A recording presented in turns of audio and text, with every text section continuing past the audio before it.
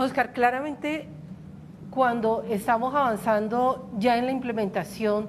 de lo acordado en la Constitución de 1991, tenemos una sociedad que ha cambiado. Indiscutiblemente tiene que haber cambiado porque tiene una nueva Constitución, venía de un proceso donde se involucró la sociedad, pero toda sociedad necesita aproximarse pedagógicamente a esa Constitución. La paz es un aprendizaje. Veníamos de una generación donde hablábamos universidades públicas con universidades privadas, de un proceso de movilización, donde sentíamos que podíamos conversar con mucha gente,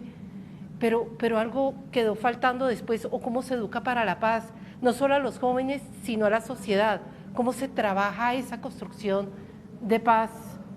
en el marco de una constitución. Bueno, yo creo que la Constitución del 91 contiene todo lo que necesita esta sociedad para hacer que las ciudadanas y los ciudadanos seamos los sujetos de la vida cotidiana y de la vida política y de la vida colectiva. Tiene, pues, desde el punto de vista de la educación propiamente dicha, yo aquí quiero recordar la memoria del profesor Abel Rodríguez, que fue un constituyente que ayudó a introducir una visión de la educación profundamente democrática, transformadora. Ahora podemos mirar toda la cantidad de elementos que contiene la idea de la educación, de la juventud, de la infancia en la Constitución del 91. Pero lo más importante es que la Constitución introduce la idea de una ciudadanía real. Una ciudadanía real es que no basta, como en el pasado estaba, tener, digamos, cédula de ciudadanía y entonces ser colombiano.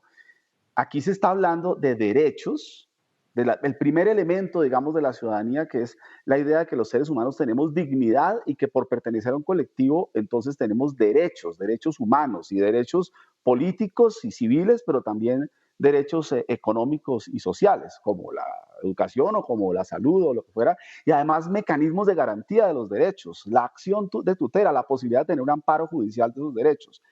la idea de diversidad.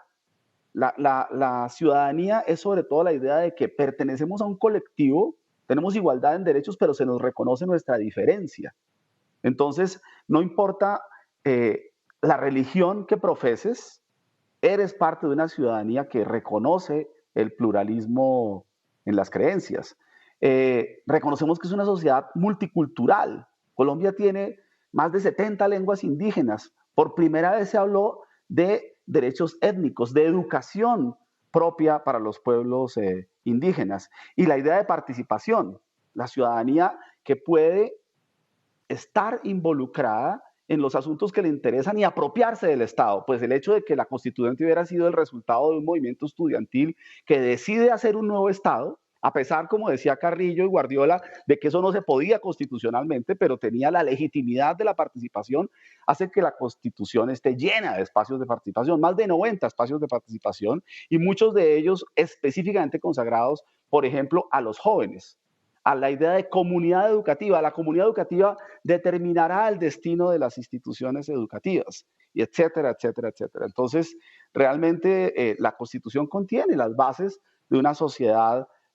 donde se rompen las inequidades, donde los conflictos sociales se resuelven por el camino de la participación, donde se reconocen los derechos de las personas y su dignidad y por lo tanto no hay razones para rebelarse de manera violenta contra las instituciones que están allí planteadas. Lo complicado es que mientras que ese sueño nosotros creíamos que se habían hecho con un gran consenso en el país, en muchos escenarios de la realidad del narcotráfico, el crimen organizado, la corrupción con vínculos con la política tradicional, no estaba interesada en lo que decía la Constitución, sino en construir unos poderes de facto que lo que han hecho es impedir que los sueños de esas juventudes y de las nuevas juventudes y de los docentes y de los educadores y de quienes creemos que se puede hacer lo que dice la Constitución, hacer educación para la paz, educación para los derechos, educación para la diversidad, escuelas públicas donde todos participamos por igual, que la familia, la sociedad y el Estado sean corresponsables de la garantía del derecho a la educación, que los derechos de los niños sean prevalentes. Todo eso lo soñamos, lo estamos luchando, se trabaja cotidianamente,